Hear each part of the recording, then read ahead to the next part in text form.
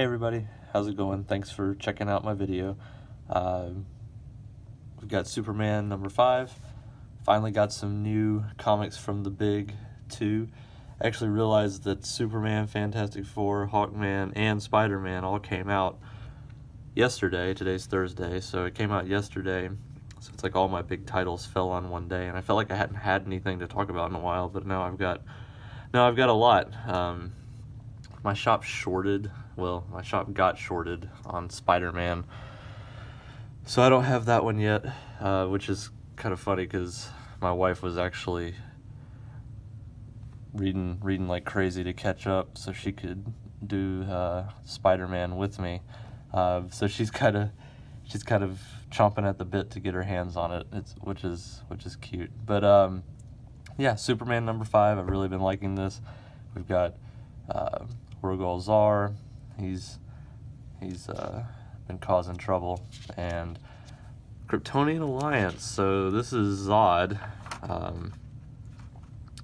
the House of El, the House of Zod, the House of Kandor. So when you first start this book, you're I was confused anyway. You get this crazy shot here, the Unity Saga. We might actually get some insight into that name, but you've got Zod here giving this speech. Superman off to the side, which is interesting. You come to find out, go forward here, you get this scene here where Zod sees House of Zod. The art in here is awesome, by the way, which it has been, and it's that great paper that I like. So just a pleasure to read, really. I mean, look at this page here. The color, I think that's what is really standing out, is the art is great, but the inking and coloring is really good in here as well. So Zod's having this vision of a unified Krypton again. And if you don't know who Zod is, he's the only really experience I have with him is from the movie, right?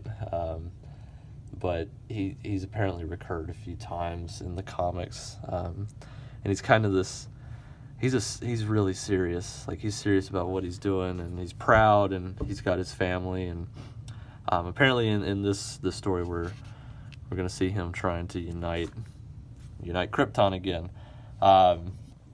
Superman is in a bad way. He's in the Phantom Zone. Rogozar, Jax-Ur, bunch of serious bad guys here, and Jax-Ur even asks if he can have the killing blow, and Rogozar says no, not at all. So Superman rockets away, and they're kind of wondering what he's doing, but Rogozar's he's patient. He knows he's going to come back. Don't worry. And then you get Adam Strange here. It's like 3 books worth of Adam Strange sitting here trying to report that the Earth is missing. So he's on the phone. He's trying to explain to the support person. It's interesting. It's funny. And then he looks up, and who's here? Zod's here. He's traveled. He's looking for the Earth, and he says, "What is that?" And the Earth is small. So in the last couple issues, they were trying to get the Earth out of the Phantom Zone, and it looks like they were able to, and it was shrunk. And so now, in this kind of cool sequence of events, you get the Earth. I love this shot where the Earth is growing, it expands, and then these guys are giants for a minute. He goes into the ocean here. It's actually really good. This is a really good book. So Adam Strange, he's still confused. He gets a hold of Ray Palmer, who was the guy that managed to get the Earth out. So it's kind of confusing how that all played out. You might have to go back and read about it. Flash is tired. He had something to do with it. But yeah, I need to go back and reread some of that. It was happening very quickly, I guess. But this is great. He's on the phone. He's talking to not on the phone, he's on the radio or the comm, but he's talking to Adam Strange, and he says, "Hey, hold on a second." And then Zod's here, and this was hilarious to me. He says, "Is that the Phantom Zone projector by your hand? Who, may I ask, is asking? I am Zod. Use that on me. Use it." And so he just blasts him, which, I don't know. It was hilarious to me. And then he questions himself, oh man, that was the right thing to do, right? So anyway, you know, this was an interesting page. This might have been low-key one of the more important pages here, which, I don't know, Rogol Zar just sitting here by the fire looking like a Boy Scout. It's kind of weird to me, like, I don't know. That was interesting. That, I don't know if that's the tone of what's going on here, but anyway, Superman sees him, and he has this monologue where he's like, you know, I could kill this guy. I could destroy this whole place. You'd have to read through it, but he's kind of about to do it. I think he's getting really kind of angry, and he's going to take this guy out and everything with him.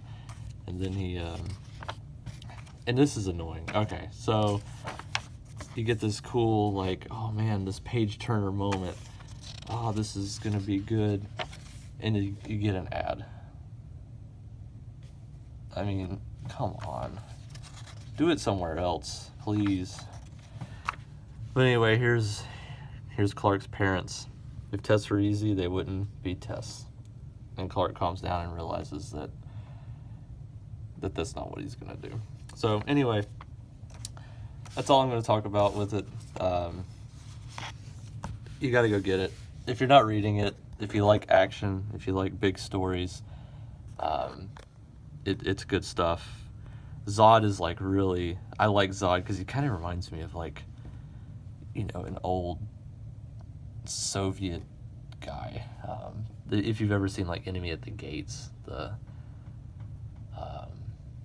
Soviet character in that's kind of training, is it Jude Law? Anyway, I'm getting off topic. Anyway, Zod is awesome. This is really cool. I like it. I'm kind of glad that I dropped action instead of this, even though I've had a lot of people tell me that Action Comics is good. I wish I could have both, but this is the choice we've made, and we're okay with it. Anyway, guys, thanks for subscribing. Thanks for being patient.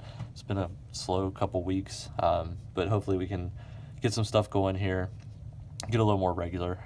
But we'll see what happens. And let me know if you have any questions or anything. Thanks. Bye.